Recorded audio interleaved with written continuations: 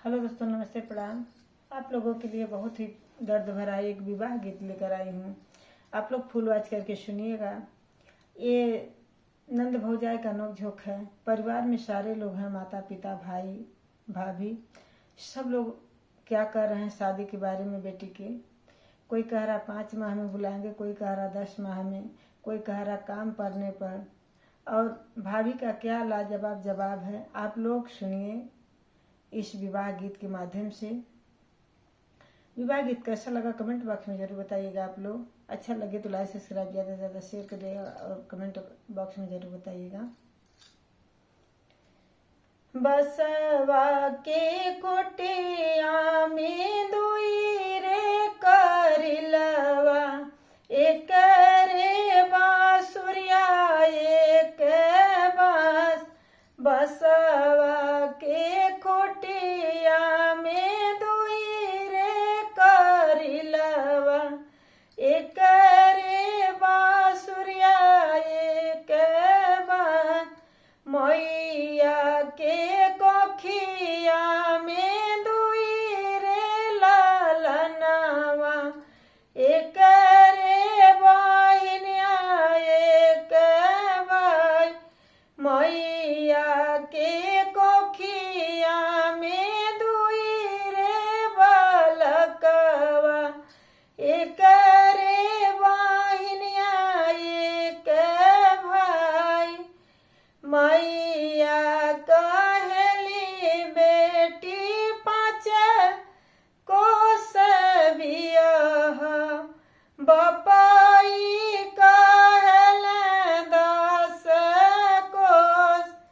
मैया कहली बेटी 5 कोस बियाह, बपाई कहल 10 कोस।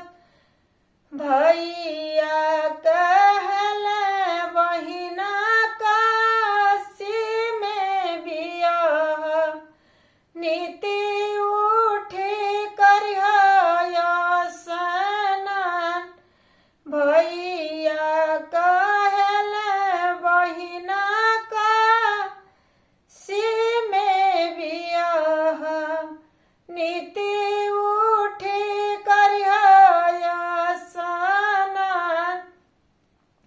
भीतर से बोलेली भी बढ़ई 3, सुना ननदो राजा हमार।